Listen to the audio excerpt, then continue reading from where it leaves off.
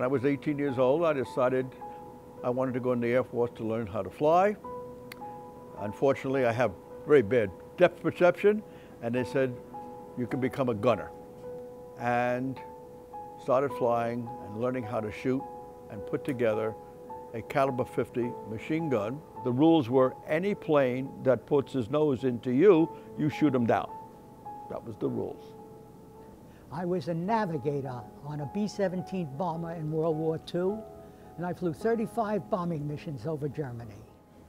I'm here because I don't want people to forget. We're called the Living History Museum for a very good reason. A lot of the veterans here themselves are World War II veterans who experienced either air combat or ground combat. They give an insight that nobody else could give to what it was like at that period. And we call it transgenerational. They're imparting their knowledge and experiences to the next generation. We dropped our bombs, we turned around and started for home. On that bomb run, 60 bombers were shot down. 600 men did not come home for dinner that night. These gentlemen were there.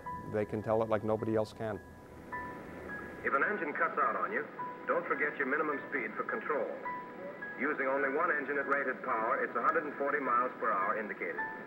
At less, if you apply full power to the good engine, the ship will begin to yaw. Instead, put the nose down to maintain required flying speed and adjust your rudder trim tab to balance the loss of engine thrust. The American Airpower Museum opened in its current location in May of 2000.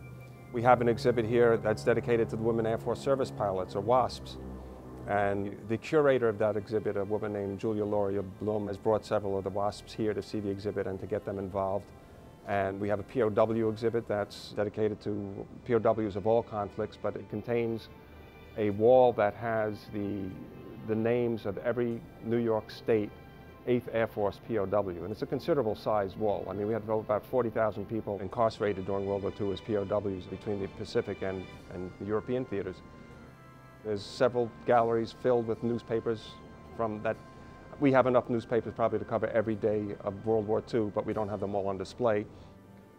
We will do anything you want to know, teach you anything you want to know, and it's our privilege to let people know that this particular museum is a place of living history.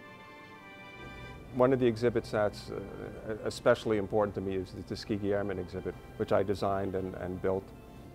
It's named after Tuskegee, Alabama, which was the Tuskegee experiment, because back in the 30s and 40s, very few people felt that African Americans had the intelligence or the skill to operate complex machinery, especially something as complicated as an airplane.